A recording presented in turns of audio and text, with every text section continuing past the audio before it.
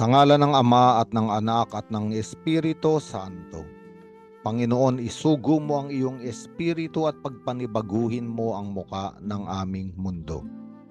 Ang ebanghelyo sa araw na ito ay mula kay San Mateo, Kabanata 8, talata 28 hanggang 34. Ang ating Panginoong Hesus ay tumungo sa kabilang ibayo sa lupain ng mga Gadareno.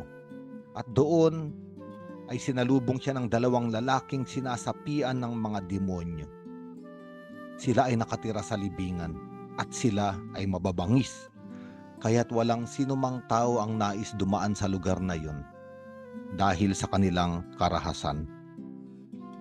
At ang dalawang taong ito ay larawan ng maraming nilalang na totoong nabubuhay sa dahas, palagi ang galit, sumasabog ang puot sa dibdib, at para bang nabubuhay na walang buhay, mga taong pisikal na buhay ngunit patay. Kaya nga ang dalawang taong ito ay nabubuhay sa libingan. Sa kasulatan, ang sanhi ng kamatayan ay ang kasalanan. At kapag patay ang isang tao, buhay na pisikal ngunit patay ang espiritu, patay ang kaluluwa, patay ang ugnayan sa Diyos. Ito ay pintuan na nagtutulak sa isang nilalang upang paulit-ulit na lumubog sa kasalanan at doon ay mabilanggo. At ang kapangyarihan ng kadiliman ay totoong magtagumpay. Ang buong buhay niya ay nasa ilalim ng kapangyarihan ng kaaway ng Diyos. At sa ganitong tagpo, dumarating ang ating Panginoong Hesus. Ngunit kamangha-mangha ang sagot ng dalawang taong ito sa pagdatal ng Panginoon sa lupain ng mga Gadareno. Ang sabi nila, ano ba ang pakialam mo sa amin, anak ng Diyos? Naparito ka ba upang pahirapan kami kahit hindi pa panahon? Ang mga salitang ito ay mga salitang tanda na ang isang nilalang, ang isang tao ay nasakop na at nabilanggo na ng mga demonyo ng kaaway ng Diyos. Ayaw niyang makialam sa kanya ang kalangitan. At wala rin siyang pakialam sa mga bagay na banal. Ang ikalawa, ang akala niya ay ang Panginoong Yesus ay dumarating upang siya ay parusahan at pahirapan. At tayo ay inaanyayahan ng ebanghelyong ito na totoong humingi ng tulong sa ating Panginoong Hesus upang wag magkaroon ng ganitong kalagayan katulad ng ng dalawang lalaking sinasapian ng demonyo, na mawala sa ating isipan itong pagnanasang hindi makibahagi sa buhay na banal. At magkaroon tayo ng pagnanasa na papasukin ng Diyos sa ating buhay. Magkaroon siya ng pakialam. Ang buhay natin ay kanyang pakialaman. Tayo ay kanyang patnubayan. Tayo ay kanyang liwanagan. Kabaligtaran sa sinasabi ng mga taong sinasapian ng masasamang espiritu. Huwag mo akong pakialaman, O Diyos. Tayong mga Kristiyano ay sumigaw sa umagang ito. Pakialaman mo ang buhay ko.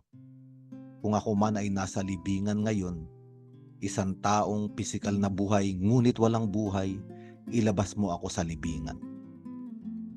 Ako ay iyong bigyan ng buhay.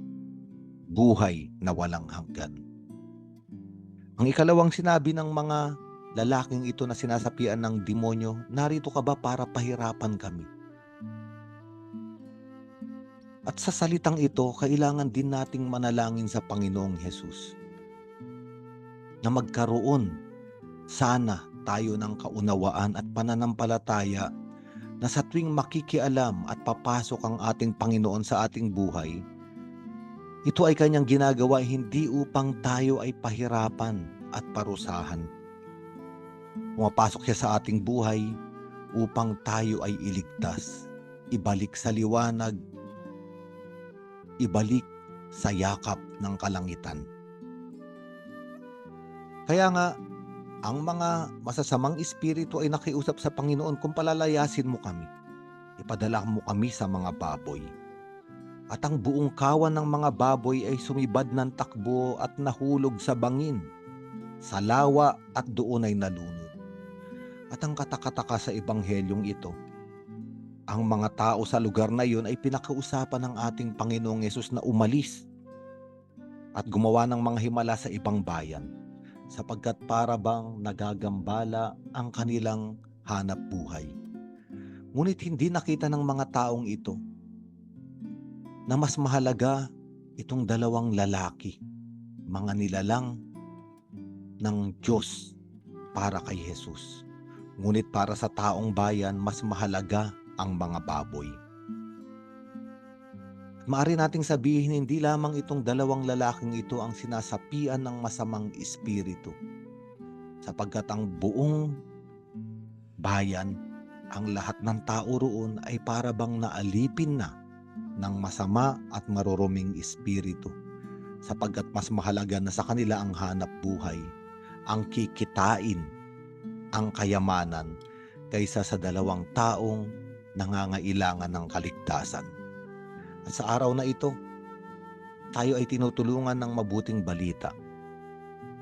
Na unang-una, humingi tayo ng tulong sa ating Panginoong Hesukristo na tayo ay ipagtanggol laban sa mga kaaway ng Diyos.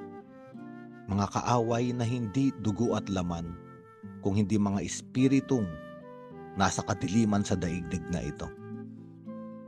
Ikalawa, kailangan nating maunawaan na ang Panginoon ay naririto upang ilabas tayo sa anumang uri ng libingan na ating kinasasadlakan, upang bigyan at patikimin ng pag-asa sa buhay.